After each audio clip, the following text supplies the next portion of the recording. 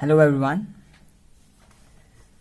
In today's video we are going to study about chemistry, class 8th chapter of ICSE board, that is hydrogen. It is a very interesting chapter and we are going to learn a lot in this chapter. So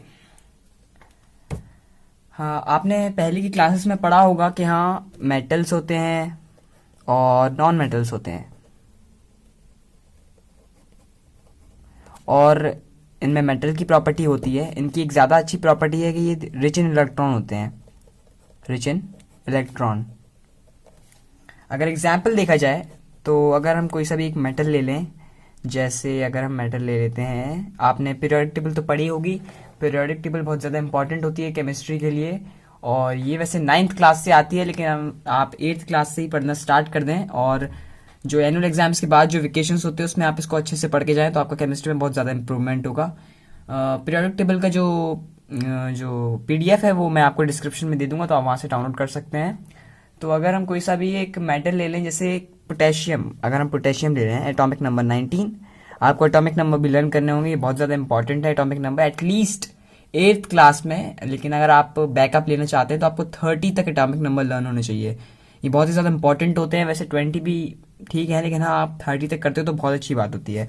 इसका atomic number 19। अगर इसका हम electronic configuration करेंगे तो 2881, ये KLMN electronic configuration तो आपने पढ़ा ही होगा। और अगर आपको नहीं पता है तो आप मुझे कमेंट सेशन में बता सकते हैं, मैं इस पर भी अलग से एक वीडियो बना दूंगा, शॉर्ट वीडियो। तो अगर ये एक इलेक्ट्रॉन किसी को दे दे, ऑक्टेट रूल, इस रूल के अकॉर्डिंग किसी भी मेटल का जो लास्ट शेल होता है, लास्ट शेल, वैलेंस शेल, जिसको हम वैलेंस शेल बोलते हैं, उसमें जो इलेक्ट्रॉन नंबर होता है वो हमेशा 8 होने चाहिए। अगर वो 8 नहीं है तो वो मेटल जो है वो ज्यादा स्टेबल नहीं है। लास्ट शेल में हमेशा 8 इलेक्ट्रॉन्स होने चाहिए, तभी वो ऑक्टेट रूल कंप्लीट करेगा और तभी वो मेटल स्टेबल माना जाएगा। अगर इसके पास एक इलेक्ट्रॉन ज्यादा है, या अगर ये किसी को दे देगा तो इसके पास 8 हो जाएंगे।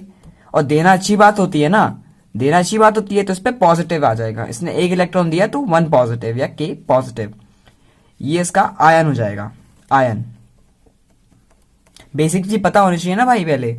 अगर आपको कुछ भी डाउट हो तो आप मुझे कमेंट सेक्शन में बता सकते हैं, मैं आपको तुरंत क्लियर करके बता दूंगा। इसने एक इलेक्ट्रॉन किसी को दे दिया, ये 2, तो इसका K प्लस का इलेक्ट्रॉनिक कन्फिग्रेशन क्या होगा? K प्लस का इलेक्ट्रॉनिक कन्फिग्रेशन होगा 288। 8 लास्ट शेल है, वैलेंस शेल, KLM। 1 इसने दे दिया किसी को, इसका लास्ट शेल M है, और M शेल में 8 इलेक्ट्रॉन्स है, मतलब ये स्टेबल एलिमेंट है। ऑक्टेट रूल्स ने वेरीफाई कर लिया है। अब हाइड्रोजन की बारी आती है। ये मेटल हो गए, ये non metals. Non metals are poor in electron, ये स्टेबल नहीं होती हैं, ये किसी से गेन करते हैं। नॉन मेटल अगर देखा जाए तो chlorine, Cl, chlorine, Cl is the best example. इसका एटॉमिक नंबर होता है 17 और इसका इलेक्ट्रॉनिक कन्फिग्रेशन होता है Kl287M। यहां पे आप देख सकते हैं M शेल में इसके पास सिर्फ 7 इलेक्ट्रॉन से, इसको सिर्फ एक इलेक्ट्रॉन ज्यादा चाहिए ताकि इसके 8 पूरे हो जाएं। 8 इलेक्ट्रॉन्स M शेल में पूरे हो जाएंगे तो इसका जो ऑक्टेट रूल है वो कवर हो जाएगा और ये स्टेबल बन जाएगा। क्लोरीन जो है हमारा स्टेबल बन जाएगा।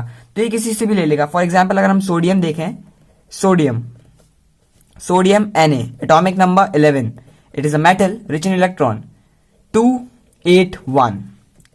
इसके पास एक इलेक्ट्रॉन ज्यादा है, इसको कुछ मतलब नहीं है। अगर ये एक इलेक्ट्रॉन किसी को दे दे तो उसको कुछ फर्क नहीं पड़ता, लेकिन उसका ऑक्टेट रूल कवर हो जाएगा अगर ये एक इलेक्ट्रॉन किसी को दे देगा। अब भाई इसके पास ऑक्टेट ऑलरेडी है, उसको एक इलेक्ट्रॉन बस किसी को देना है और इसको एक इलेक्ट्रॉन लेना है बस। सोडियम अपना जो ये लास्ट एक जो ये इलेक्ट्रॉन है ये इसको दे देगा, क्लोरीन को।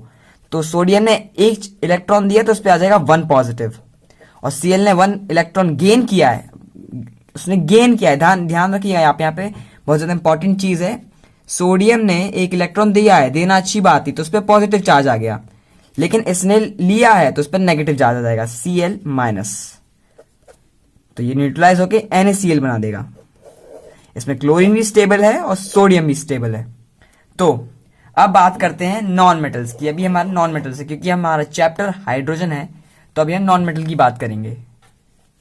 जी हाँ, तो स्टूडेंट्स अब देखा जाए तो हाइड्रोजन की कुछ प्रॉपर्टीज होती हैं। पहली प्रॉपर्टीज ये है कि हाइड्रोजन एक नॉन मेटल है। जो हमारा हाइड्रोजन है, हमारे हाइड्रोजन दादाजी, वो नॉन मेटल है। और दूसरी प्रॉपर्टीज की जो मेन रहेगी वो है lightest element on earth. Hydrogen in fact air से लाइटर होता है। ये जो हमारे आसपास हवा होती है ये उससे भी लाइटर होता है, हवा में उड़ जाएगा, पता ही नहीं चलेगा। हाइड्रोजन का सिंबल क्या होगा? H, capital H।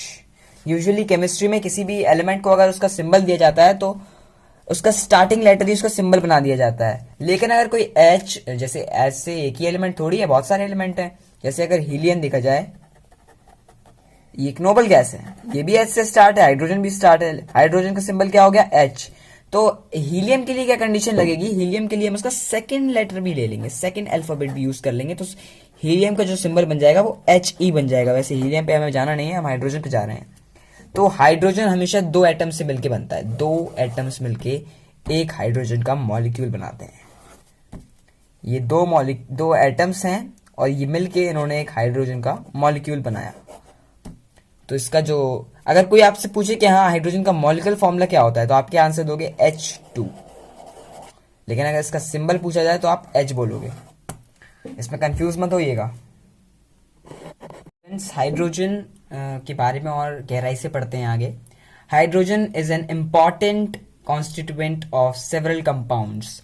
हाइड्रोजन जो है वो बहुत सारे कंपाउंड में यूज होता है। हाइड्रोजन बहुत ज्यादा इंपॉर्टेंट है। पहला कंपाउंड जल। जल ही जीवन है। क्यों जीवन है भाई? जल के बिना आप कैसे रह सकते हो? खाने के बिना तो आप तब भी रह सकते हो, लेकिन जल के बिना आप 3 दिन से ज्यादा नहीं रह सकते हो। हाइड्रोजन उसमें यूज होता है। H2O, वाटर का मॉलिक्यूलर फॉर्मूला सभी को पता है, क्लास 6 से टू 8 या आगे भी सबको पता रहता है यार। इनफैक्ट आजकल तो 4th 5th के बच्चों को भी वाटर का फॉर्मूला पता है, H2O। इसको आप केमिस्ट्री में क्या पढ़ोगे? इसका केमिकल नेम क्या होगा? कॉमन नेम या केमिकल नेम? कॉमन नेम तो वाटर हो गया, लेकिन इसका केमिकल नेम क्या होगा ये मैं आपको बाद में बताऊंगा अगली वीडियो में। ये आपके लिए क्वेश्चन है कि what is the chemical name of H2O। जितने भी क्वेश्चंस हैं वो आप मेरे को कमेंट सेशन में बताएंगे। नाउ हाइड्रोजन एसिड्स में भी यूज होता है। एसिड्स के एग्जांपल देख लीजिए आप। H2SO4, इसको आप किंग मानिए एसिड्स का, किंग। ये किंग है भाई एसिड्स का।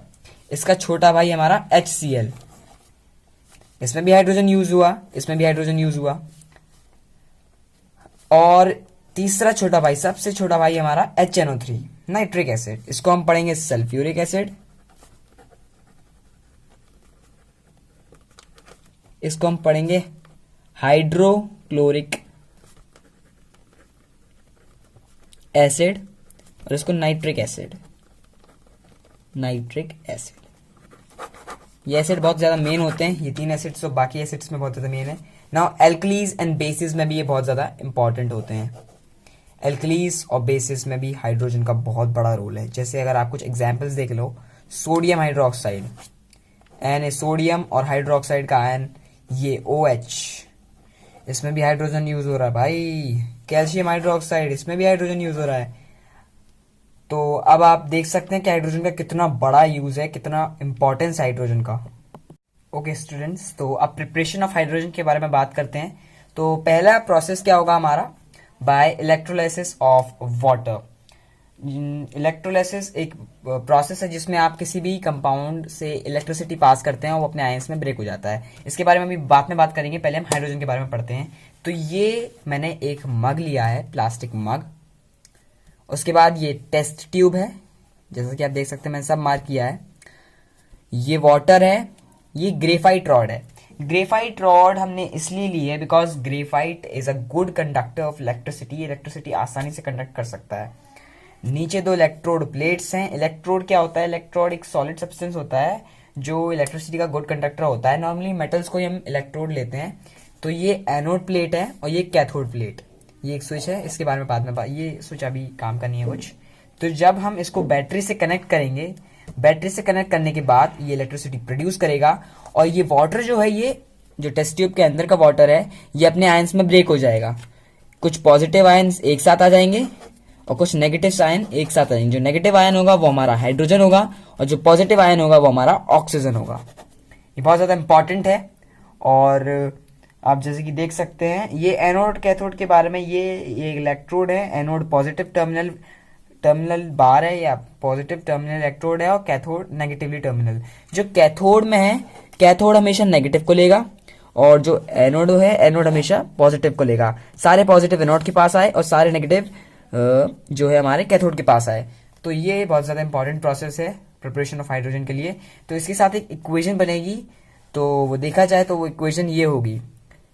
इक्वेशन होगा 2H2O when we pass electricity. तो 2H2 मैं डायरेक्ट बैलेंस्ड इक्वेशन लिख रहा हूँ प्लस O2। यहाँ पे आप देख सकते हो हाइड्रोजन गैस निकल गई है और ये अपने आयंस में ब्रेक हो गया है। तो स्टूडेंट्स इसी के साथ हमारा पार्ट 1 कंप्लीट होता है। जल्दी हम पार्ट 2 में मिलेंगे। आप रिवाइज करते रहिए और मेरे चैनल को लाइक और सब्सक्राइब करें प्लीज़। Thank you. शेयर भी करें और